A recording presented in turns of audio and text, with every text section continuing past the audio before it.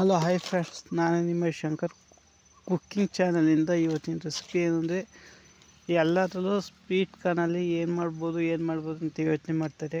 ನಾನು ಸ್ವಲ್ಪ ಡಿಫ್ರೆಂಟಾಗಿರಲಿಂದ ನಾನು ಸ್ವೀಟ್ ಕಾರ್ನಲ್ಲಿ ಪಕೋಡ ಯಾವ ಥರ ಮಾಡ್ತಾರೆ ಅಂತ ನಾನು ಇವತ್ತು ತೋರಿಸ್ಕೊಡ್ತೀನಿ. ಎಷ್ಟು ಈಸಿ ಮಾಡೋದು ಅಂದರೆ ಮೊದಲಿಗೆ ನಾನು ಇಲ್ಲಿ ಸ್ವೀಟ್ ಕಾರ್ನ ತಗೊಂಡಿದ್ದೀನಿ.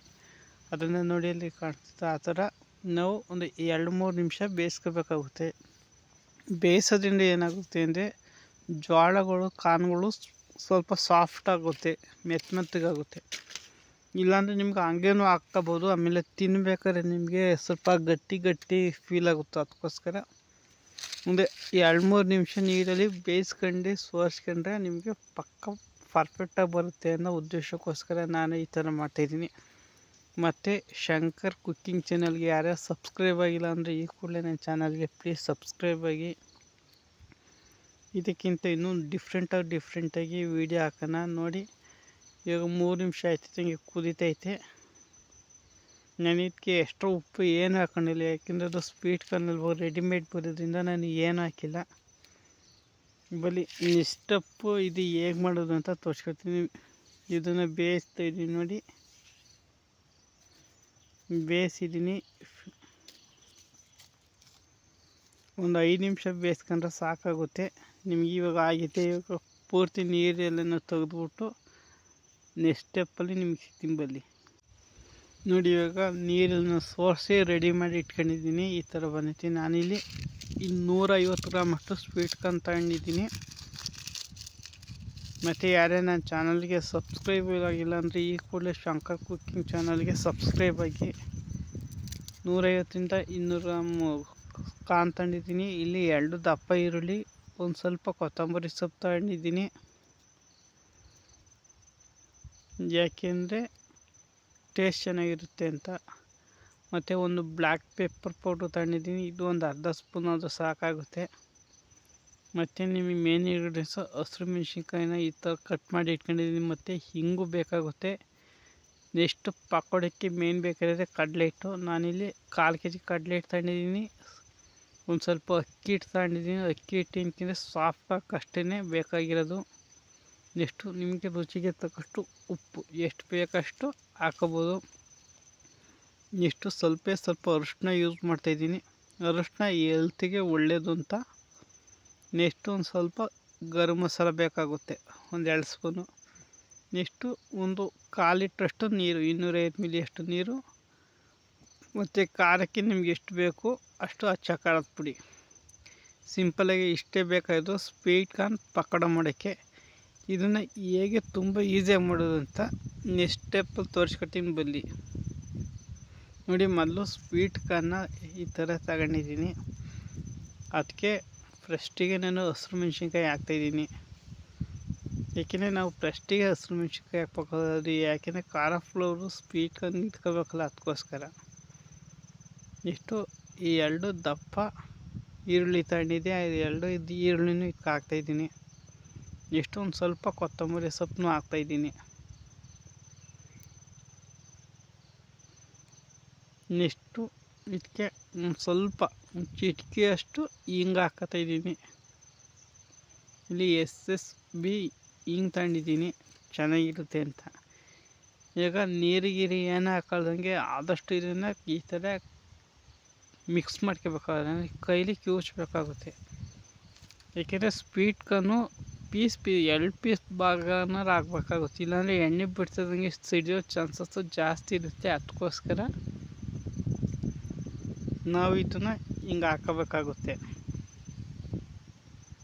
ನೋಡಿದರೆ ಎಷ್ಟು ಈಜಿ ಅಂದರೆ ಹಿಂಗೆ ಈಜಿ ಅಷ್ಟೇ. ಇವಾಗ ನಾನು ಒಂದು 3 ನಿಮಿಷ ಈ ಥರ ಕಲಸಿದ್ದೀನಿ. ನೆಕ್ಸ್ಟ್ ಇದಕ್ಕೆ ಬ್ಲ್ಯಾಕ್ ಪೆಪ್ಪರು ಒಂದು ಅರ್ಧ ಸ್ಪೂನ್ 1/4 ಸ್ಪೂನ್ ಹಾಕತ್ತಿದ್ದೀನಿ. ಅರಿಶಿನ ಪುಡಿ 1/4 ಸ್ಪೂನ್ ಹಾಕತ್ತಾಯಿದ್ದೀನಿ. ಮತ್ತು ಅಚ್ಚ ಖಾರದ ಪುಡಿ ನಾವು ಇಲ್ಲಿ ಅರ್ಧ spoon ಹಾಕತ್ತಾಯಿದ್ದೀವಿ. Next garam masala 1 spoon ಅಷ್ಟು ಹಾಕತ್ತಿದ್ದೀನಿ. ಗರಂ ಮಸಾಲಾನ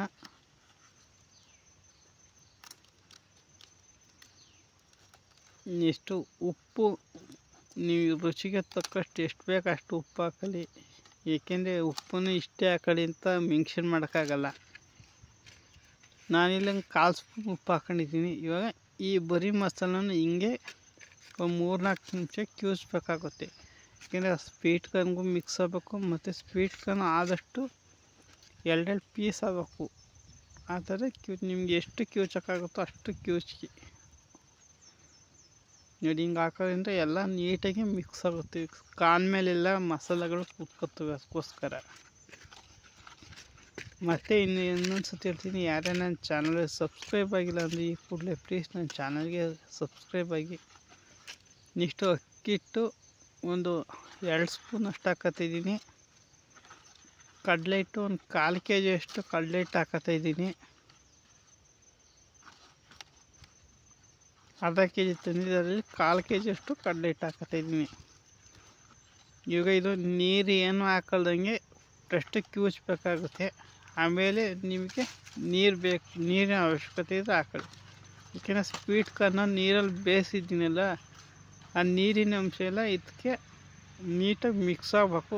ಒಂದು 5 ನಿಮಿಷ ಕಾಲ ಇದನ್ನು ಮಿಕ್ಸ್ ಮಾಡ್ಕೋಬೇಕಾಗುತ್ತೆ. ಯಾಕೆಂದರೆ ಆ ನೀರೆಲ್ಲ ಹಿಟ್ಟಿಗೆ ಹೀರ್ಕೋಬೇಕು. ಅದಕ್ಕೋಸ್ಕರ ಅದಕ್ಕೆ ಕಿವುಚ್ತಾ ಇರಬೇಕಾಗುತ್ತೆ. ನಿಮ್ಗೆ ಎಷ್ಟು ಕಿವುಚಕ್ಕೆ ಸಾಧ್ಯನೋ ಅಷ್ಟು ಕಿವುಚ್ಕೊಳ್ಳಿ.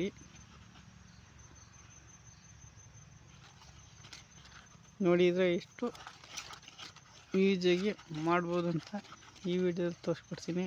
ಮತ್ತು ಯಾರೇ ನನ್ನ ಚಾನಲ್ಗೆ ಸಬ್ಸ್ಕ್ರೈಬ್ ಆಗಿಲ್ಲ ಅಂದರೆ ಸಬ್ಸ್ಕ್ರೈಬ್ ಮಾಡಿ. ನೋಡಿ ಇವಾಗ ಕಿವುಚಾಗೈತಲ್ವ, ಇವಾಗ ನಾನು ಇದಕ್ಕೆ ಸ್ವಲ್ಪನೇ ನೀರು ಹಾಕೋತೀನಿ. ಒಂದೇ ಸತಿ ನೀರು ಹಾಕೊಳಕ್ಕೆ ಹೋಗ್ಬಿಡಿ, ಒಂದು ಸ್ವಲ್ಪನೇ ನೀರು ಹಾಕೋಬೇಕಾಗುತ್ತೆ. ಯಾಕೆಂದರೆ ಒಂದೇ ಸತಿ ನೀರಾದರೆ ಮತ್ತೆ ಕಡಲೆ ಹಿಟ್ಟೆಲ್ಲ ಹಾಕ್ಕೋಬೇಕಾಗುತ್ತೆ. ಟೇಸ್ಟ್ ವೇರಿಯೇಷನ್ ಆಗೋ ಚಾನ್ಸಸ್ ಇರುತ್ತೆ. ಅದಕ್ಕೋಸ್ಕರ ನಾನಿಲ್ಲಿ ಸ್ವಲ್ಪನೇ ನೀರು ಹಾಕೊಂಡು ಕಲಿಸ್ಕೊತಾ ಇದ್ದೀನಿ. ಯಾವ ರೇಂಜಿಗೆ ಕಲಿಸ್ಬೇಕು ಅಂದರೆ ಕಾನು ರೌಂಡ್ ಶೇಪ್ ಬರಬೇಕು. ಉಂಡೆ ಕಟ್ಟಿದರೆ ಕೆಳಗೆ ಕಾನು ಬೀಳಬಾರ್ದು. ಆ ಥರ ಮಾಡ್ಕೋಬೇಕಾಗುತ್ತೆ. ಯಾಕೆಂದರೆ ನಾನು ಇದು ವೀಡಿಯೋನ ಕಟ್ ಮಾಡಿಲ್ಲ ನೋಡಿ. ಹಂಗೆ ಕಲಸಾದ್ಮೇಲೆ ಈ ಥರ ರೌಂಡ್ ಇಮಿಡಿಯೇಟ್ಲಿ ನೀವು ಸೈಡಲ್ಲಿ ಎಣ್ಣೆ ಕಾಸ್ಕೋಬೇಕಾಗುತ್ತೆ. ಇಮಿಡಿಯೇಟ್ಲಿ ನೀವು ಈ ಥರ ಹಾಕೋಬೇಕಾಗುತ್ತೆ. ಅದು ವೀಡಿಯೋ ಅದು ಬಂದಿಲ್ಲ, ಅದಕ್ಕೋಸ್ಕರ ಡೈರೆಕ್ಟ್ ಹಿಂಗೆ ಬಂದ್ಬಿಟ್ಟೈತೆ ನೋಡಿ. ಈ ಥರ ನೀವು ಬೋಂಡ ಥರ ಬಿಡ್ಬೇಡಿ, ಪಕೋಡ ಥರನೇ ಆದಷ್ಟು ಬಿಡ್ತೀರಿ.